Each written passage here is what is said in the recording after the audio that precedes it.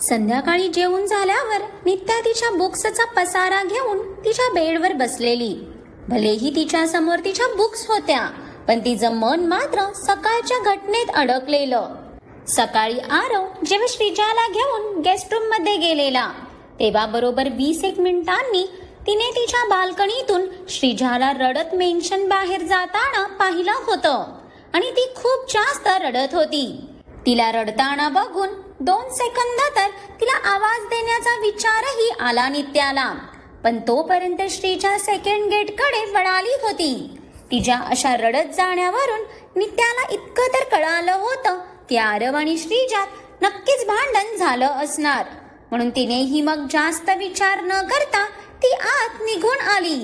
तिला ह्या सर्व गोष्टींनी कितीही त्रास होत असला तरी तिने कधीच त्याचा तिच्या पर्सनल लाईफवर इफेक्ट होऊ दिला नव्हता.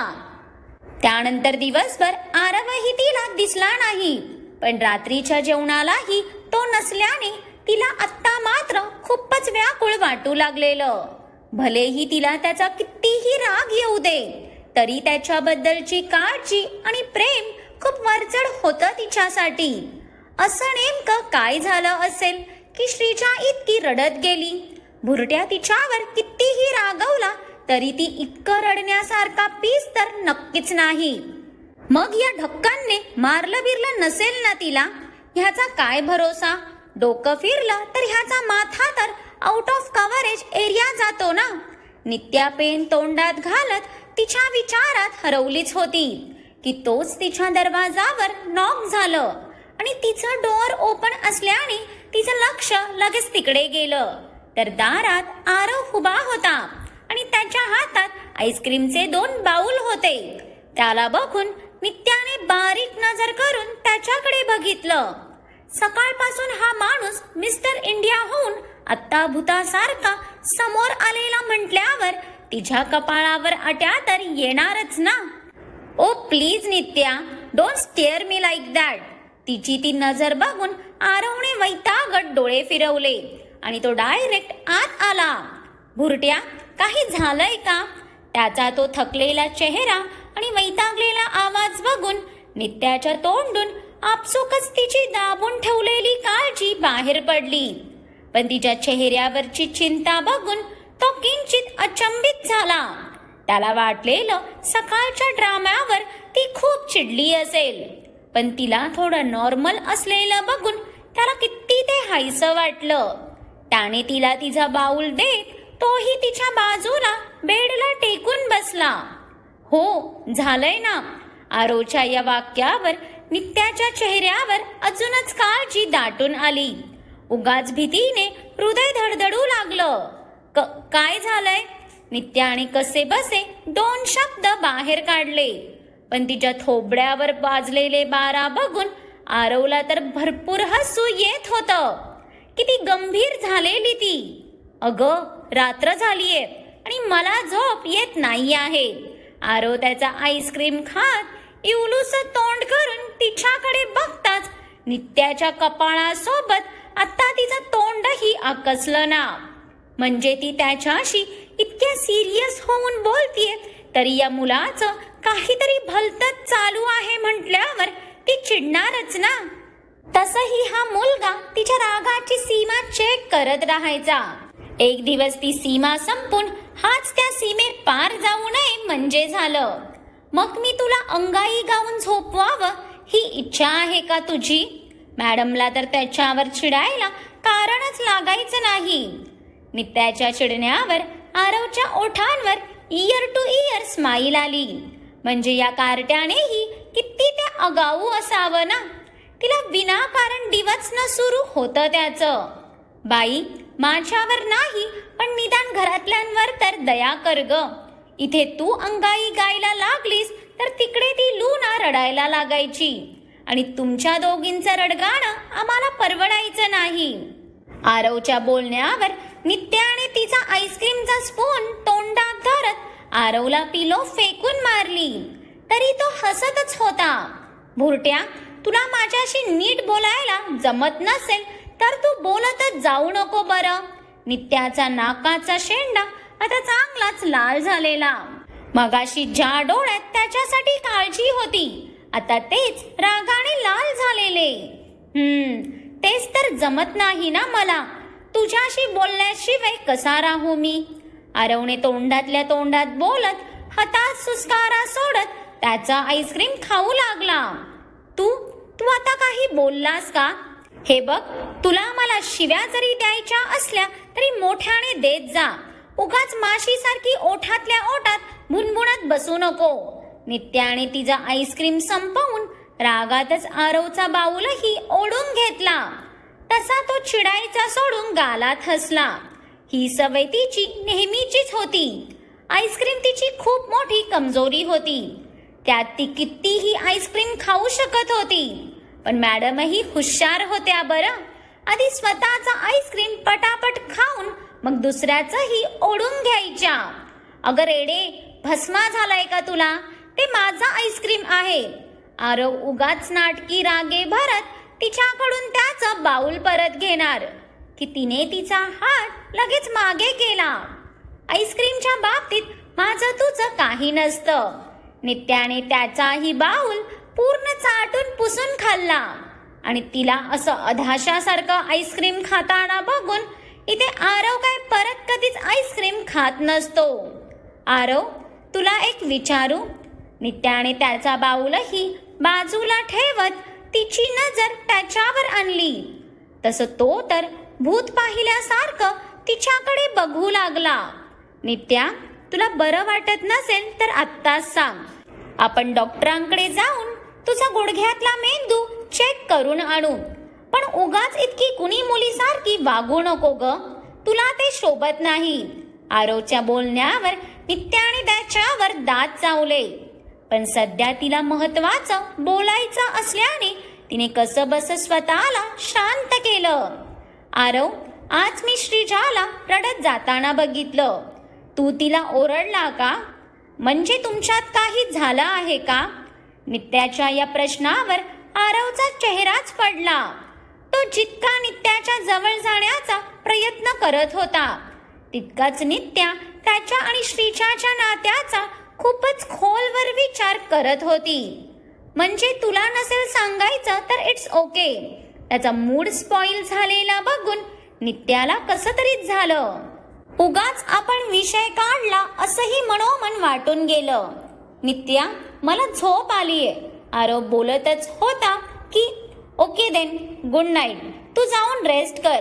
त्याचा मूड बघता नित्याही विषय न वाढवता त्याला ग्रीट करून लगेच मोकळी झाली आणि समोर पसरलेले तिचे बुक्स कलेक्ट करायला पुढच्या सेकंदाला तिची पाठ अगदी स्टार्ट होऊन तिच्या पाठीचा कणाही स्ट्रेट झाला आणि जणू एक सळसळती वीज तिच्या शरीराला हेलावून गेली.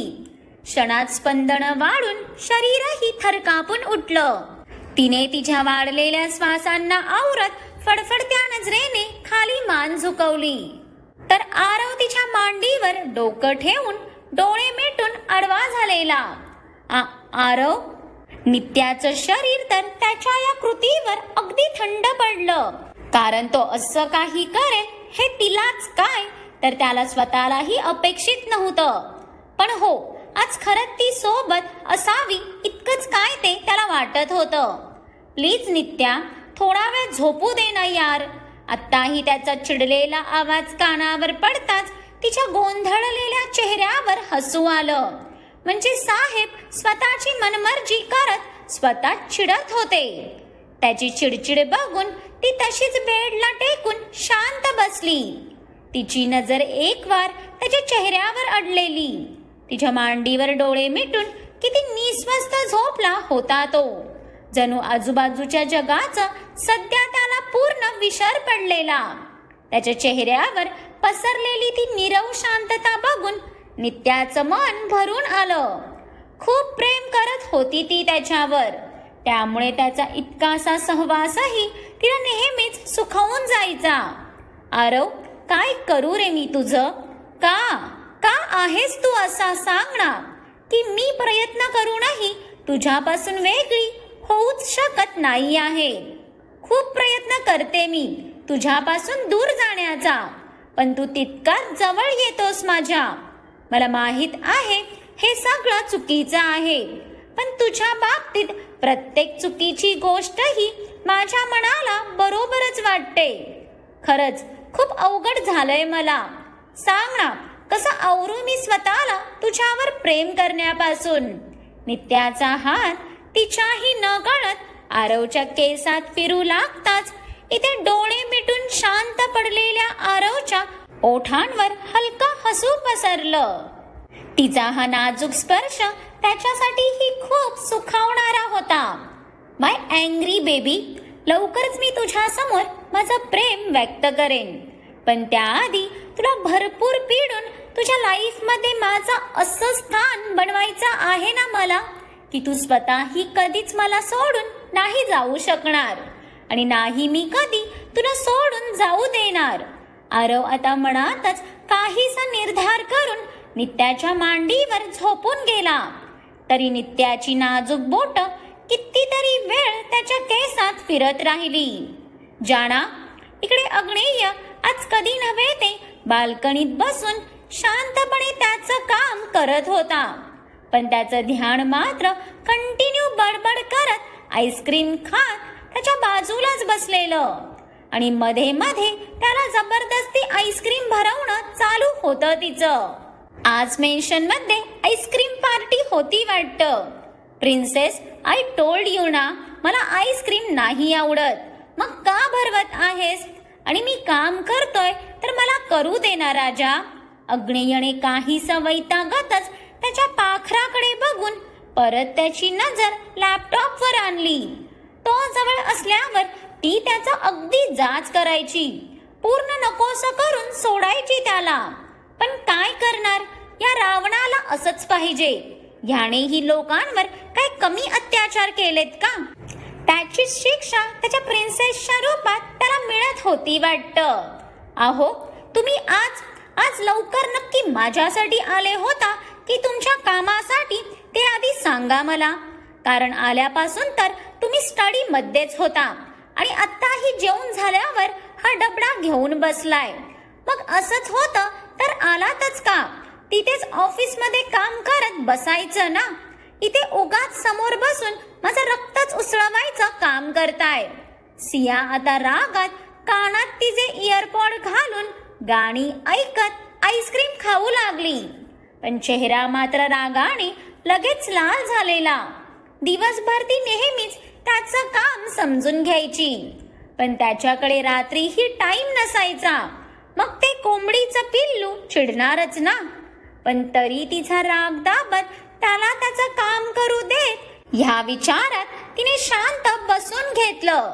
उगाच आता रात्रीचं तिला कुठलाच वाद घालायचा नव्हता. पण तिचं ऐकून इथे अग्नेयने मनातच नकारार्थी मान हलवली. ती सध्या चुकत नसली तरी त्याचा आजचा शेड्यूल डिस्टर्ब झाल्याने तो तेच प्रॉपर कंप्लीट करत होता. पण ह्या जिच्यासाठी घरी होता तिच्याकडेच त्याचं दुर्लक्ष झालेलं. जाना, ओनली 10 मिनिट्स बच्चा. तो प्रेमाने तिचा हात पकडायला जाणार की तिने त्याचा हात झटकून दिला. अहो, आता काम आहे ना तुम्हाला, ते पूर्ण करा आधी आणि मग वाटलंच तर मला टाइम द्या. नाही दिला तरी चालेल, पण उगाच दोन्ही होड्यांवर पाय ठेवून पुढे जाऊ नका. अशाने मी माझीच होडी काढून घेईन. इतकं बोलून सिया रागातच उठून उभी राहिली. प्रिन्सेस, तुझे पाय. तो तिच्या या कृतीवर काहीसा चिडलाच आता. रागात प्रत्येक टाइमला स्वतःलाच हर्ट करायची ती. आत्ता मी बरी आहे, त्यात मी घातलेली चप्पलही खूप सॉफ्ट आहे आणि सर्वात महत्वाचं, वेदना सहन करायची सवय आहे मला. ती त्याला परत सुनवून रागात आत निघून जाताच इथे अग्नेय त्याचं कपाळ रगडत बसून राहिला. या मुलीच्या कृपेने तो एक दिवस नक्कीच वेडा होणार होता. इतका राग मलाही नाही, तितका या मॅडमला येतो. अग्नेयने शेवटी हातात सुस्कारा सोडत त्याचा लॅपटॉप बंद केला. बिचाऱ्याकडे काही पर्याय तरी होता का? नाहीतर हे कोंबडीचं पिल्लू परत उड्या मारत यायचं. उगाच का रिक्स घ्या ना. अग्नेय उठून जाणार की तोच त्याचा फोन वाजला. आणि रॉकीचा फोन बघून अग्नेयने तो रिसीव करत तो बाल्कनीच्या बॅक साइडला निघून आला. बॉस त्या ट्रंकच्या ड्रायव्हरला पकडलंय, त्याला आपल्या स्पॉटवर ठेवलंय. रॉकीने बोलल्याप्रमाणे 48 तासाच्या आत त्या ड्रायव्हरला शोधलेलं बघून अग्नेयचे ओठ तिरकस रुंदावले. रॉकीची हीच गोष्ट तर आवडायची त्याला.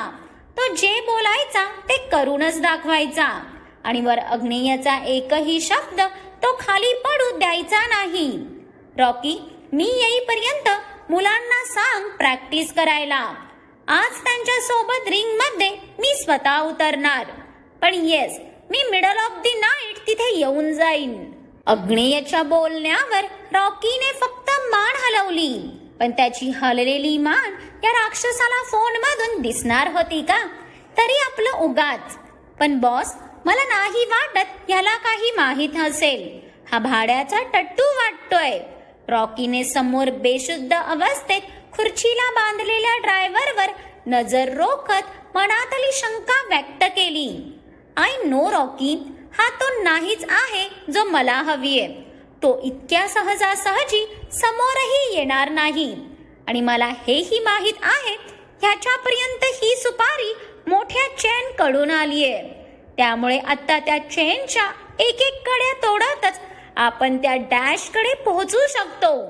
अग्नेयचं शार्प डोकं नेहमीच रॉकीला भारावून सोडायचं. तो कधीच डायरेक्ट दुश्मनावर वार करायचा नाही. तो दुश्मनाच्या पूर्ण टीमला आधी निस्तनाबूत करून त्या एनिमीला इतका एकटं करायचा की तो स्वतःहून मजबूर होऊन त्याच्या समोर येईल. येस बॉस, मी तुमची वेट करतो. इतकं बोलून रॉकीने फोन कट करताच अग्नेयचा चेहरा अगदीच कठोर झाला. आय नो मिस्टर वॉटेवर, तू इतक्या सहजासहजी तर बिळातून बाहेर येणार नाहीस, पण मी तुला स्वतःहून समोर यायला इतकं मजबूर करेन ना की तू पल पल तडपला पाहिजेस. वन टाइम तू मला टार्गेट केलं असतं तरी मी तुला सोडलं असतं, because I like to play with my rival. पण तू चुकीच्या व्यक्तीवर नजर टाकून तुझ्या लाईफची लाईफ स्पॅन कमी करून घेतलीस. Now it's not my fault at all.